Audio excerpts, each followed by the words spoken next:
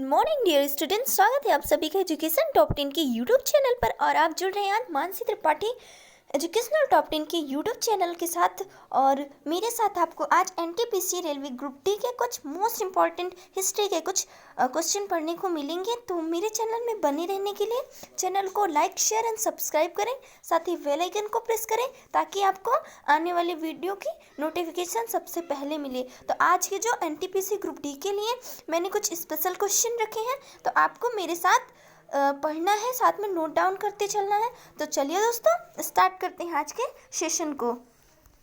Dear student, आज के session में मैंने कुछ मोस्ट इम्पॉर्टेंट क्वेश्चन जो वन लाइनर क्वेश्चन है, तो आपको मेरे साथ ध्यान से इनको पढ़ना होगा। तो चलिए चलते हैं पहले क्वेश्चन की ओर। पहला क्वेश्चन जो आपका बोल रहा है, पहले यहाँ पे अपने टॉपिक पे दिखा होगा ऊपर, जो आज का हमारा चैप्टर एनटीपीसी ग्रुप डी के मोस्ट इम्पॉर्टेंट क्वेश्चन है, बट आपको आज के वीडियो में 100 क्वेश्चन देखने को मिलेंगे। तो चलिए स्टार्ट करते हैं, पहले क्वेश्चन की ओर चलते हैं। पहला क्वेश्चन क्या पूछ रहा है, वैदिक गणित का सर्वाधिक महत्वपूर्ण ग्रंथ है सूर्य सूत्र। कौन सा है? सूर्य सूत्र। उस दूसरे में चलते हैं, उज्जैन का प्राचीन काल में क्या नाम था? अवंतिका। क्या नाम था? अवंतिका। उज्जैन को प्राचीन काल में क्या कहा गया? जूम करके आपको दिखा देती हूँ, अवंतिका। चलते हैं तीसरे क्वेश्चन की ओर। तीसरा क्वेश्चन आपको दिख रहा होगा स्क्रीन पे।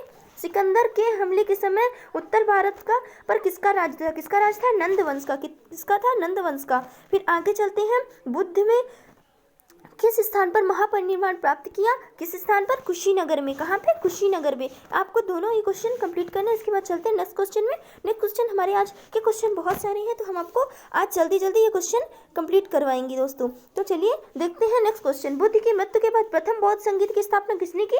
महाकश्यप ने की। किसने की? महाकश्यप ने की। इसके बाद चलते हैं छठवें क्वेश्चन पे। छठवां, महावीर स्वामी का जन्म हुआ था कुंडग्राम में। कहाँ पे हुआ था? महावीर स्वामी का जन्म कुंडग्राम में हुआ था। इसके बाद चलते क्वेश्चन नंबर 7 में। 7वां क्वेश्चन क्या कह रहा है, सवड़बेलगोला में स्थित गोमतेश्वर की प्रतिमा का निर्माण किसने करवाया?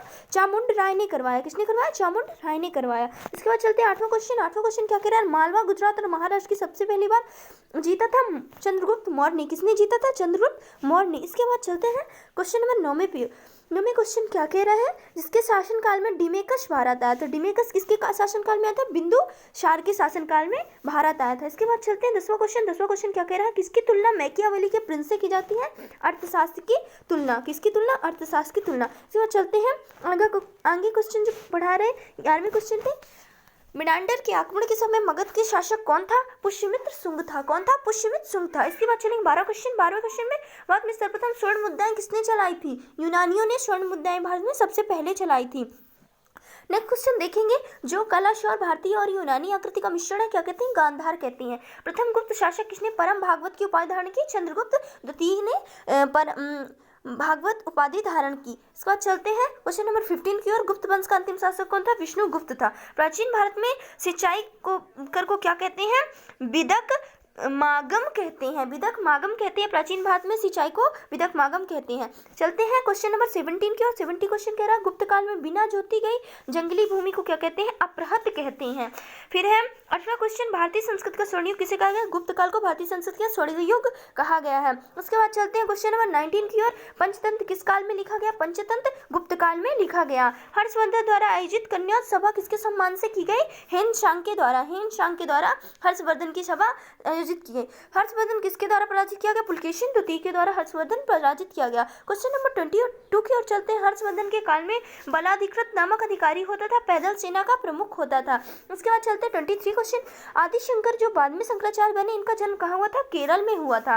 पांड्य साम्राज्य की स्थापना कहाँ की थी? मदुरै में की थी। फिर चलते हैं नेक्स्ट क्वेश्चन। चोलों के विषय में प्रथम जानकारी कहाँ से प्राप्त हुई? अष्टाध्यायी से। पांड्यराज की जीवन रेखा वेंगी नदी। कहाँ पे? वेंगी नदी पांड्यराज की जीवन रेखा कहलाती है। फिर किस शासक को हाथी की आंख वाला शासक भी कहा जाता है? शेर को। संगम काल में सर्वोच्च न्यायालय को कहा जाता है? मनरम कहा जाता है। क्या कहा जाता है? मनरम कहा जाता है। संगम युद्ध का संबंध कहाँ के इतिहास से है? तमिलनाडु से है। कहाँ से है? तमिलनाडु से है। तमिल ग्रंथों में किसे लघुवेद की संज्ञा दी गई? कुरल को लघुवेद की संज्ञा दी गई। तो चलते हैं क्वेश्चन नंबर 31 की। 31 कह रहा है, तमिलों का सबसे महत्वपूर्ण प्राचीन देवता है मुरुगन कार्तिकेय। क्या है? मुरुगन कार्तिकेय। पल्लव वंश का अंतिम शासक कौन था? अपराजित। अपराजित। इसके बाद चलते 33, किस पल्लव शासक ने वातापी कोंड की उपाधि धारण की? नरसिंह वर्मन प्रथम ने। पल्लवों की राजधानी का क्या नाम है? कांची नाम है। इसके बाद चलते हैं क्वेश्चन नंबर 35 की ओर। 35 पूछ रहा है, महाबलीपुरम में रथ मंदिरों का निर्माण किसने करवाया? नरसिंह वर्मन प्रथम ने। कौन सा रथ मंदिर सबसे छोटा है? द्रौपदी रथ सबसे छोटा है। नंबर 35 की ओर चलते। 35 क्या कह रहा है? महाबलीपुरम रथ के मंदिरों का निर्माण किसने करवाया? नरसिंह वर्मन प्रथम ने करवाया। कौन सा रथ मंदिर सबसे छोटा है? द्रौपदी रथ मंदिर सबसे छोटा है। इसके बाद चलते हैं नेक्स्ट क्वेश्चन की ओर। 37 नंबर पे है, चालुक वंश का सबसे महान शासक कौन था? पुलकेशिन द्वितीय था। कौन था? पुलकेशिन द्वितीय था। इसके बाद पढ़ेंगे, चालुक्यों ने अपना साम्राज्य कहाँ स्थापित किया? मालवा में स्थापित किया। कहाँ स्थापित किया? मालवा में। चलते हैं क्वेश्चन नंबर 39 की ओर। प्रसिद्ध कवि विल्हड़ किस राजदरबारी कवि हैं? विक्रमादित्य चतुर्थ के राजदरबारी कवि हैं। जेवा अवस्था किसकी पवित्र पुस्तक है? पारसियों की जेवा अवस्था प्रसिद्ध पुस्तक है। चलते हैं 41 की क्वेश्चन की ओर। प्रसिद्ध काव्य गीत गोविंद के रचनाकार जयदेव हैं। गीत गोविंद के रचनाकार कौन है? जयदेव हैं। कौन है? जयदेव हैं। राजतरंगिणी किसके कल्याण के समय कल्याण किसके समय के हैं? जय सिंह के। किसके हैं? जय सिंह के। राजतरंगिणी लेखक कल्याण के जय सिंह के समय की हैं। इसके बाद चलेंगे, पृथ्वीराज चौहान के नाम से प्रसिद्ध शासक पृथ्वीराज द्वितीय है। पृथ्वीराज चौहान के नाम से जो शासक प्रसिद्ध है वो पृथ्वीराज द्वितीय है। फिर है तृतीय है, लक्ष्मण सेन ने एक नए संवत को चलाया। कौन सा? 1178 ईस्वी में। कौन सा? 1178 ईस्वी में।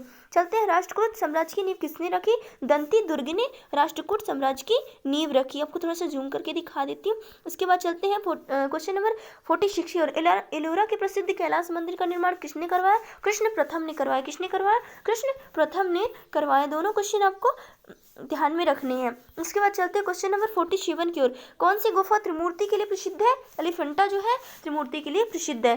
फिर आगे चलेंगे, देखेंगे दक्षिण भारत में कौन सा राज्य अपनी नौसैनिक शक्ति के लिए प्रसिद्ध है? चोल राज्य अपनी नौसैनिक शक्ति के लिए प्रसिद्ध है। चलते हैं नेक्स्ट क्वेश्चन की ओर। नेक्स्ट क्वेश्चन 49 है, चोल राजाओं की राजधानी किस शहर में है? तंजौर में है। कहाँ पे है? तंजौर में है। फिर आगे चलेंगे, राज प्रथम की श्रीलंका आक्रमण के समय वहां का शासक कौन था? महेंद्र था। कौन था? महेंद्र था। इसके बाद चलेंगे नेक्स्ट क्वेश्चन में, गंगा को उत्तर से दक्षिण की ओर ले जाने वाला चोल शासक कौन था? राजेंद्र चोल था। फिर भारत में किस शासक ने जावा और सुमात्रा विजय प्राप्त की थी? राजेंद्र चोल ने। फिर उसके बाद पढ़ेंगे नेक्स्ट क्वेश्चन 53, चोल साम्राज्य को अंततः किसने समाप्त किया? मलिक कफूर ने समाप्त किया। किसने समाप्त किया? मलिक कफूर ने चोल साम्राज्य को समाप्त कर दिया। इसके बाद चलते हैं क्वेश्चन नंबर 54 की ओर। कुशल ग्रामीण प्रशासन के लिए प्रसिद्ध राजवंश था। कौन था? चोल था। कौन था? चोल था। उसके बाद पढ़ेंगे 55, नटराज की प्रसिद्ध कांस्य प्रतिमा किस काल का उदाहरण है? चोल काल का उदाहरण है। शिव की दक्षिणामूर्ति प्रतिमा किस रूप में प्रदर्शित है? शिक्षक के रूप में प्रदर्शित है। किसके रूप में प्रदर्शित है? शिक्षक के रूप में प्रदर्शित करती है दक्षिणामूर्ति। फिर इसके बाद चलते हैं क्वेश्चन नंबर 57, महोदया किसका पुराना नाम है? कन्नौज का पुराना नाम महोदया। जूम कर देती हूँ क्वेश्चन ताकि आपको कोई दिक्कत ना हो।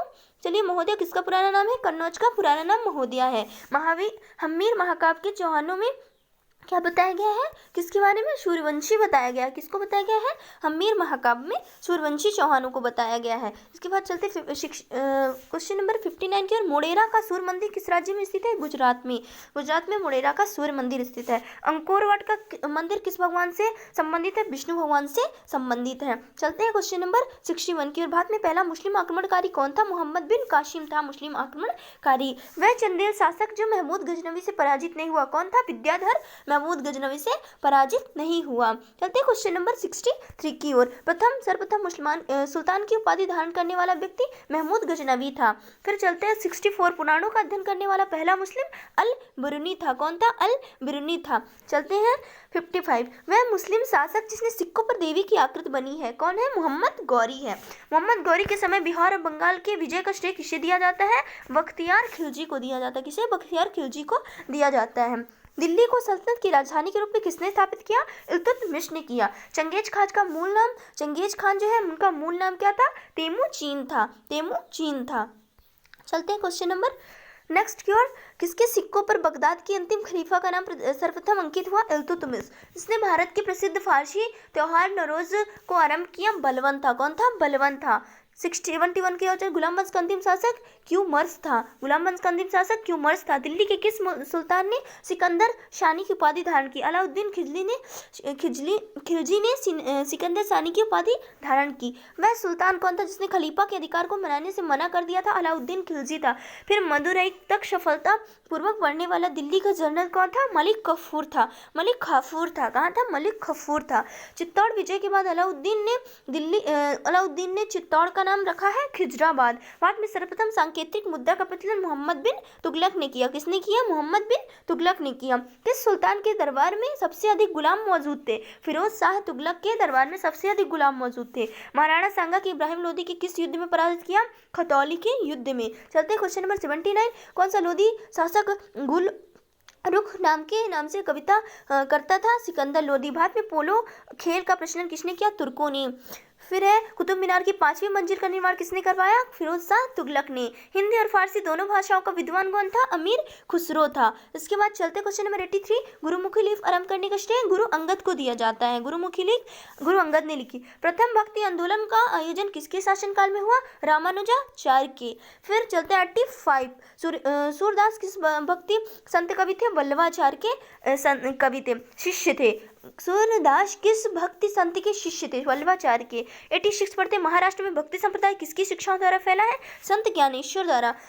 87 है संत रामदास किसके क्षमाकालीन थे? औरंगजेब के। फिर पढ़ेंगे 88 ख्वाजा मोइनुद्दीन चिश्ती किसके शिष्य थे? ख्वाजा उस्मान हारूनी के। किसके थे? ख्वाजा उस्मान हारूनी। फिर कश्मीर का अकबर किसे जाना जाता है? जैनुल आबेदीन को। किसको? जैनुल आबेदीन को। फिर है पूर्व का सिराज किसे कहा जाता है? जौनपुर को पूर्व का सिराज कहा जाता है। जौनपुर को पूर्व का सिराज कहा जाता है। चलते हैं नेक्स्ट क्वेश्चन 91। चित्तौड़गढ़ की कीर्ति के स्तंभ किसने बनवाया? राणा कुंभा ने। चित्तौड़गढ़ की कीर्ति राणा कुंभा के नाम से। फिर किस शासक को जगत गुरु के नाम से जानता है? इब्राहिम आदिल शाह को जगत गुरु के नाम से जाना जाता था। चलते हैं 93। दक्षिण भारत में किस वंश में दक्कन की लोमड़ी कहा जाता था? बादी बरीद शाही। किसको? बरीद शाही को। विजयनगर के राज्य किसने चीनी सम्राट के पास भेजा था? बुक्का प्रथम के पास भेजा था। विजयनगर के राजा ने चीनी सम्राट के पास अपना राजदूत बुक्का प्रथम के पास भेजा था। चलते हैं क्वेश्चन नंबर 95 पे। मधुरा विजयम पुस्तक के लेखक गंगा देवी कौन है? गंगा देवी। इटली का प्रसिद्ध यात्री निकोलस कोंटी किसके दरबार में विजयनगर आया था? देवराय प्रथम के। देवराय प्रथम के। इसके बाद चलते हैं 97 की ओर। विजयनगर के शासकों में सबसे महान किसे माना गया? कृष्णदेव राय को। कृष्णदेव राय किसके साथ मैत्रीपूर्ण संबंध रखे थे? पुर्तगालियों के साथ। इसके बाद चलते हैं क्वेश्चन नंबर 99 की ओर। और आज हमने 100 क्वेश्चन रखे हैं आज की वीडियो में, जो मोस्ट इंपॉर्टेंट हिस्ट्री के क्वेश्चन है। तो आप हमारे वीडियो को पूरा देखें और वीडियो को लाइक शेयर सब्सक्राइब करें दोस्तों। तो चलते हैं 99 क्वेश्चन की ओर। विजयनगर साम्राज्य पतन की लड़ाई किसके कारण हुई? तलाई कोटा के कारण। किसके कारण? तलाई कोटा के कारण हुआ। विजयनगर के मध्यकालीन नगर को क्या कहा जाता है? हम्पी कहा जाता है। क्या कहा जाता है? मध्यकालीन नगर को हम्पी। तो आज के ये 100 क्वेश्चन आपको मैं एक बार फिर से दिखा देती हूँ। ये मोस्ट इंपॉर्टेंट क्वेश्चन है। तो आज की वीडियो को पूरा देखने के लिए दोस्तों धन्यवाद। बने रहें आप हमारे ऐसे ही चैनल के साथ। तो चलिए आज के लिए इतना ही। मिलते हैं कल नेक्स्ट वीडियो में। वीडियो देखने के लिए सभी को धन्यवाद।